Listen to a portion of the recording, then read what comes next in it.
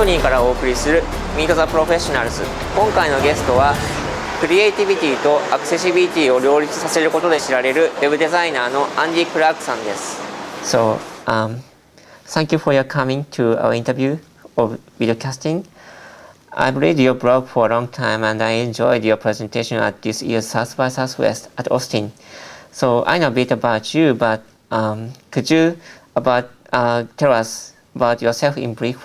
What's your job and mainly what you're doing with your clients? I've been working on the web now since about 96, probably late 96, 97. And I set up my own business, my own design studio in 98. So I've been working with clients. I have a background in advertising. So I don't come from a graphic design background.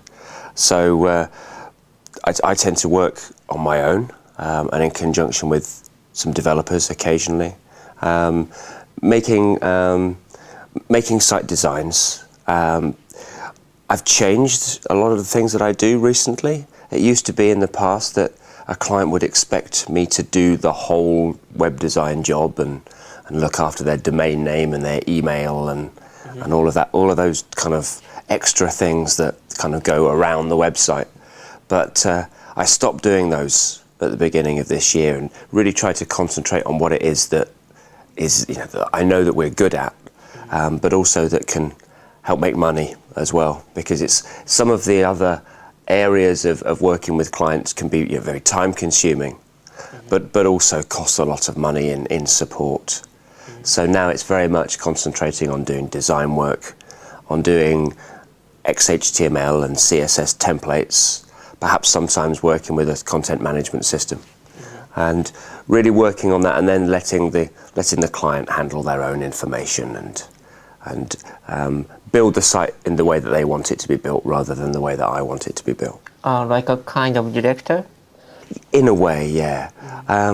It's interesting when you're working with clients because quite a lot of the time they don't know exactly what to expect, either they don't know what to expect out of the process of building the website because maybe they haven't had one done before, or they had one done badly before, or sometimes they don't exactly know what the website is supposed to do, or they don't understand because they don't consider that at a high level there are these things, there are usability studies that maybe need to be done, or even they just need to ask their clients or ask their visitors what they want to get out of the website. A lot of companies don't do that.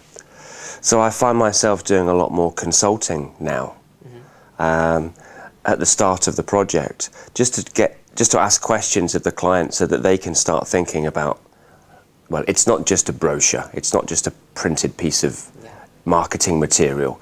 We need to think about our users, we need to think about what information they want to get out of the site. And I have to say that most clients don't do that. Sometimes they even say, well, you're the web designer, you do all that stuff. I see. Well, you are now pretty famous as a successful web designer in the world, and maybe many people are interested in how and where you learned web design. So could you tell us briefly your history about study and what do you recommend to CSS newbies to learn?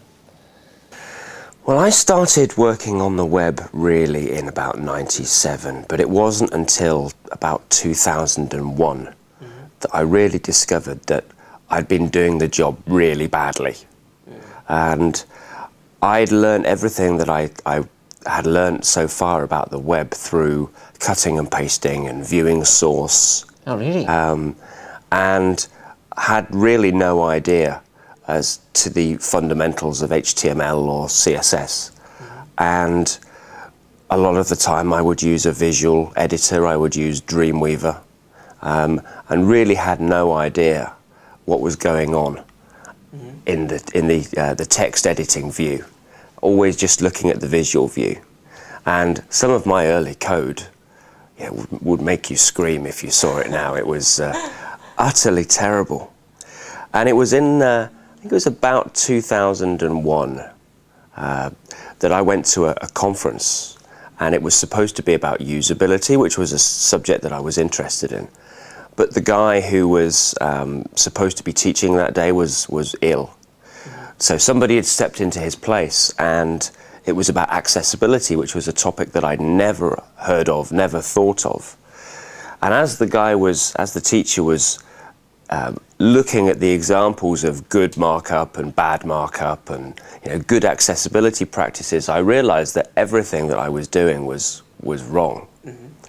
So I went back to my studio, pulled up the teacher's website, and did what I always did, which was to copy the HTML into Dreamweaver and then see how it was working. And I just sat there with my mouth open because I had no idea. There were no tables for layouts. There were divs, which were elements that I'd never even used. I didn't know what the trailing slashes were in break tags because I had no idea of the difference between XHTML and HTML. And I was completely stumped. So I spent about the next 6 months just learning and finding things out. And at that time, there were no really good resources. There were sites on the web that I could find, things like the Blue Robots Layout Reservoir and the Box Lessons. And there were sites around that were talking about CSS and CSS layouts, but there wasn't anything that really pulled it all into one place. And the books that were being published were still table-based layout books. So it was quite difficult to find out information. So I started reading A List Apart, and I started reading various blogs from Dave Shea and Doug Bowman and Jeffrey Zeldman, and really just learned everything from the ground up. I had to throw away everything that I'd learned in the past and start again. I think it's easier for people now because there are a lot more books and there are a lot more resources available. But at the time, I'll tell you one funny story. I'd spent about 6 months learning all this stuff. And I went into the local bookstore. And where I live, there's only one big bookstore within kind of a 50-mile radius. So I walked in and I'm in the computer section. And I see a copy of Jeffrey Zeldman's Designing with Web Standards, which I'd never seen. So I sat there and I was flicking through it and I was going, wow, But all of the things that were in there were the things that I'd learned and I'd found for like the last 6 months. And I thought, God, so I bought one copy.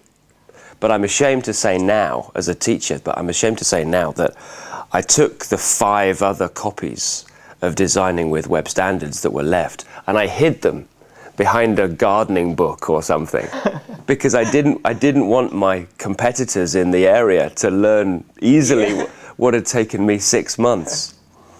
You're so clever. I told Jeffrey this story and he wasn't cross. I think he sold enough copies to not have to worry about 5. But now, of course, it's different because we need to be encouraging new designers to come on board with standards and to really do the job properly.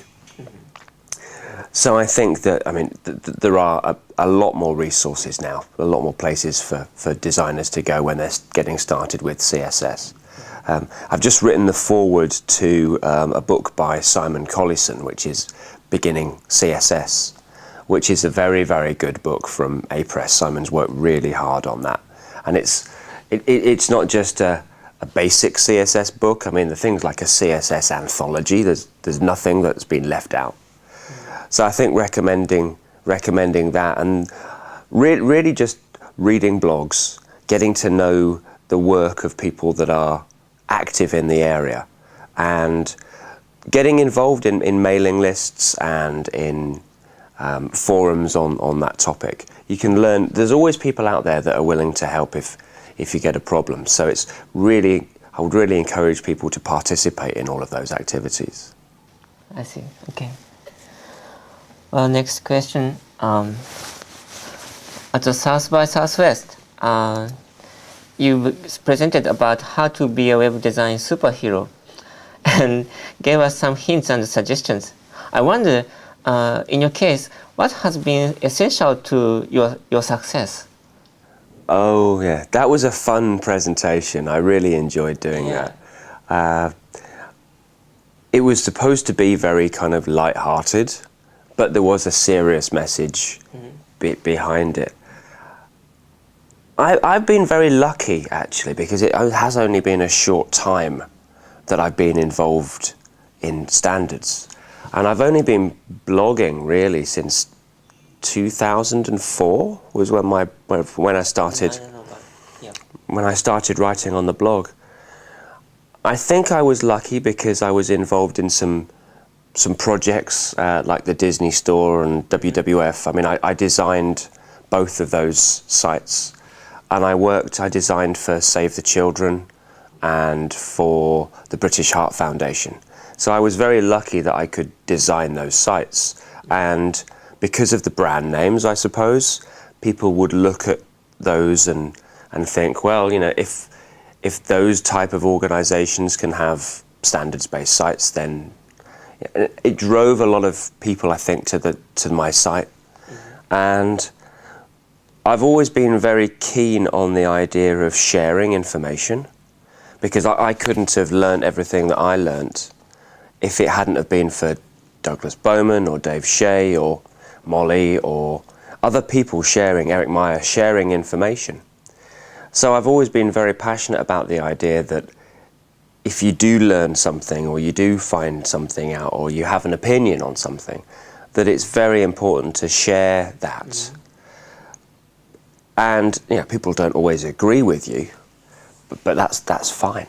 But I think that I've been lucky to have got this far because of other people being interested, and I still wake up every day wondering, you know, why people visit my site. Especially when I've not written anything on it for like 3 weeks now, because I've been very busy. But I think the other thing is that people are interested in, people are always interested in learning, I hope.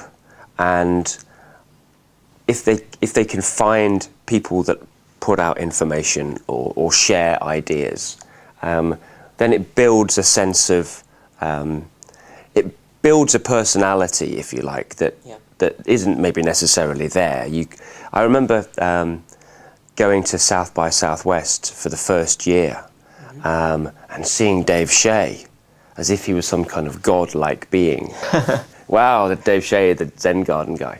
And Dan Cederholm and Doug Bowman and the usual suspects. And, you know, you soon realise that, you know, everybody's just regular guys. A lot of people are self-employed. You know, we don't work normally for large companies. And it's really interesting that this whole area is built, standards area is very much built on individuals that are kind of sharing information. So that's what I think has been a factor in I wouldn't say in my success, because I don't feel terribly successful, but it's certainly made me more notorious than I might have been had I not shared stuff. I see. Okay. Well, next question. I remember your article about Disney Store UK. Its e-commerce website had once become web standards compliant, but that state hadn't been kept so long and went back to table-based layouts, right? Not the same, but I saw similar situation in Japanese websites. So, do you have any ideas or opinion or suggestion about sustainability of web standards compliant state? That's a very interesting question. The Disney Store UK site did attract a lot of attention at the time.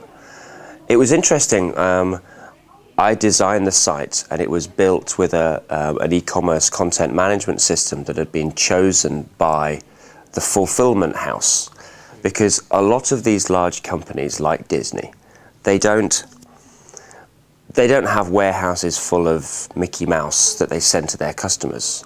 They pay other companies to take the orders on the website, to ship those orders to the customers and handle all of the returns and the credit cards. That's not done by Disney, for example, in the UK. That's done through a company that they pay for that service. And it was very interesting, the fact that I designed the site, but we were working with the fulfillment company, not with Disney Direct at this point. So the fact that they'd got a standards compliant site was accidental. They didn't go looking for an accessible site or a standards compliant site.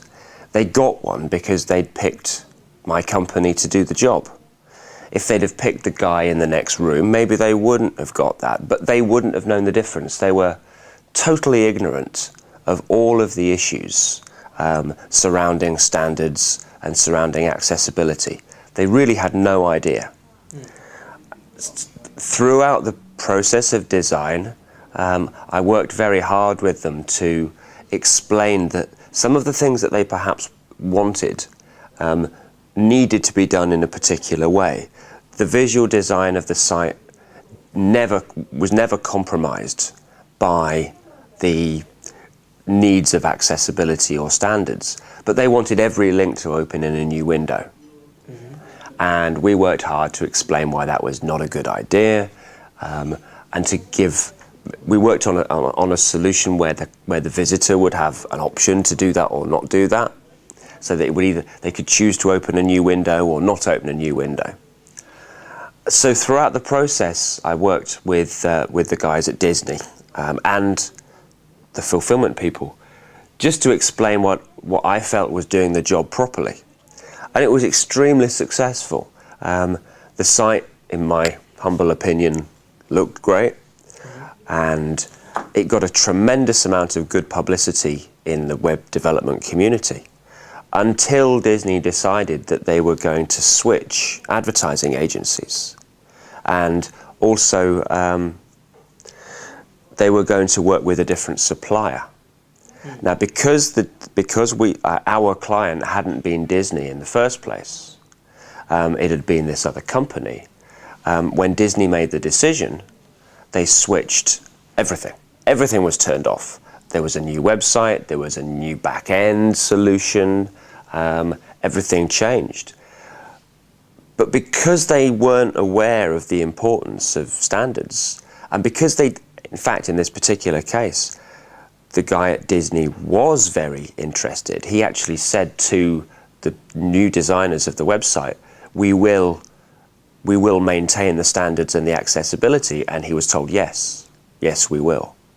But the company that did the site went off and did it the bad old way. Went off and did tables for layout and font tags and spacer GIFs, and it was and is a very horrible website, totally inaccessible to anybody with special needs. Disney, in their defense, I was told, had asked if the site would maintain its accessibility, and were essentially lied to by the developers.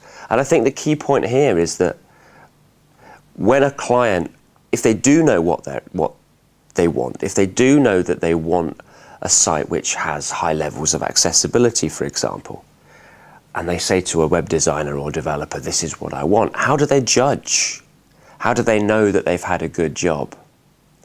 And this is one of the interesting things with larger organizations, I think, now at the moment, is that a lot of passionate individuals will go to work for a company, and perhaps they'll raise the issue of standards and start to make standards-based sites. But if they leave and go to another company, if it's not a management decision to adopt standards, then it's likely that things will go back to being the way that they used to be. Yeah. And one of the important factors, I think, is that within these larger organizations, we need to be targeting the managers and the policymakers and the decision makers, and making them understand the importance of these issues, rather than what it has been so far, which is this very kind of grassroots movement, where you have one or several developers or designers within a company or an organisation, let's say the BBC, who are really passionate about standards, but can't do very much because their managers or the company infrastructure doesn't allow them to really get the benefit out of that. So your opinion is to try to focus on the different layer from the actual working people rather than really writing coding and try to make sure what the standards can work for accessibility or... Yeah, I think it's really important that managers understand how important these things are. Because they decide the way to go for the websites. Right? Yes. And the other thing I think is important is that whether we're talking about a large organisation like Google or Yahoo or Amazon or eBay or MySpace, for example, and should be